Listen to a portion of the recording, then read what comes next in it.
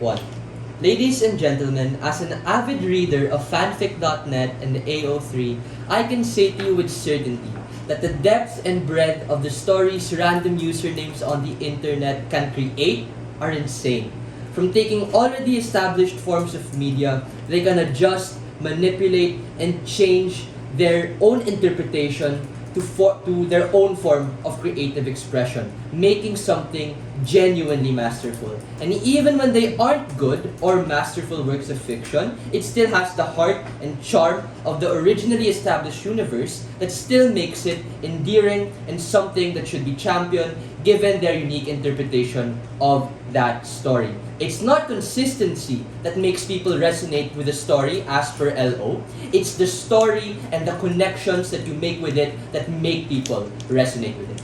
Essentially, what you get from side government is that you already stand on the shoulders of giants and you build on the contributions of the works of the past in order to evolve the medium of literature and foster a greater sense of community because everyone plays a real and plays a tangible role in creating that form of legacy. LO seems to presume that the creative gets their ideas from within, which is just untrue because number one, authors' entire style and the topics in which they choose to cover are influenced by their environment, and number two, a lot of overlap still exists within authors. We say that this is a natural thing that already occurs in the academic world, wherein we see scientists and physicists build up their own theories of explaining the world, which builds up a collective understanding of our world. We say that that same principle of shared knowledge and shared experience and shared community should also apply on the arts and the humanities, particularly in these books. We believe that side opposition is fixed inside the mindset of the past, when people who want to show support and express their own individual ideas for how stories can be told are marginalized and in a sense ousted because they don't fit in the mold of a creative. As fan fictions and non-canon media are deemed to be a lesser form of content, they are essentially deemed to be less, as to what my PM already told you. We tell you in DPM that not only will this be an we not only tell you that this will be incredibly beneficial towards the author, as per what my PM told you, but we extend on that and explain why the readers, the fan bases, and the people who consume this content are going to be more involved and better suited to celebrate the legacy of what they created. First, three things: direct rebuttals, extension, and then way.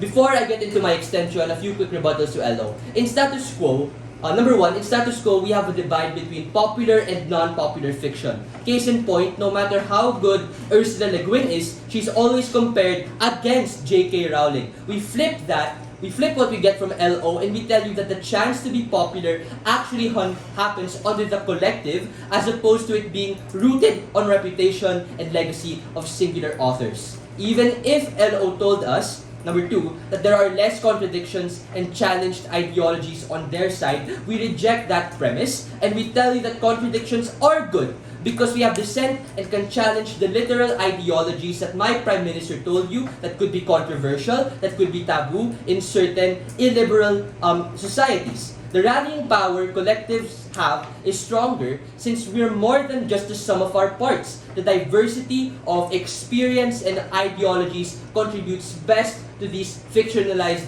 forms of literature. Number three, on the idea of economic incentive and economic organization. My partner already told you how there can still be degrees of organization within these collectives in order to properly work. Subgroups and genres dependent on what you do. That is better than having to do all of that by yourself in status quo because you don't have that collective. If you need a copywriter, idea generator, artist, etc. These care within arm's reach and more accessible within a group that with many talented individuals as opposed to only one.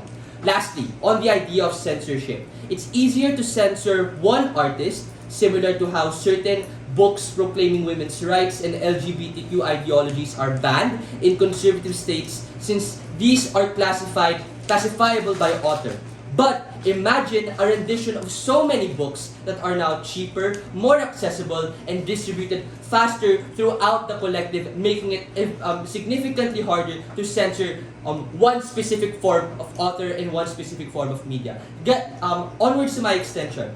Why collaborative fiction projects leads to fans and readers being more involved, and why that involvement contributes to a better legacy for the work itself. One thing you need to understand is that the nature of works in general like this establish a legacy because of the people who read and support these works. The group of people we commonly refer to as the fan base. Because this isn't just about writers participating in these collectives, but it's about the people who read it, who get excited about these forms of media. In fact, the fan base is literally why we are having this debate. When we democratize this process and let the people who read your content also collaborate on it, we give them a direct hand in leading as to where it goes, and then it leads to all of the benefits that my PM described to you. But more than that, the exclusive and comparative benefit we get for the readers is the fact that they are in part dictate and serve as a preemptive measure of bad works and bad media, which serves as a direct response to leader of opposition. What do I mean by this? Let's take for an example what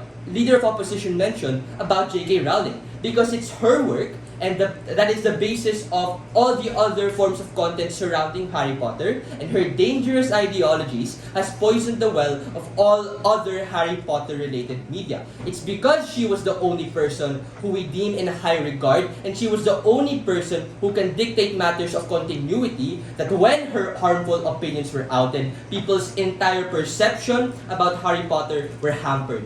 When these collaborative groups have this sort of collaboration, we automatically have that preemptive measure, because we tell you that the community dictates which forms of media, which forms of which forms of work would they support even more, and which support they would support even less, which is precisely what happens in these websites like fanfiction or AO3. If you genuinely think about it, only on side government, you don't even have to be the best or the most controversial or the most explicit to be successful. You just have to be creative.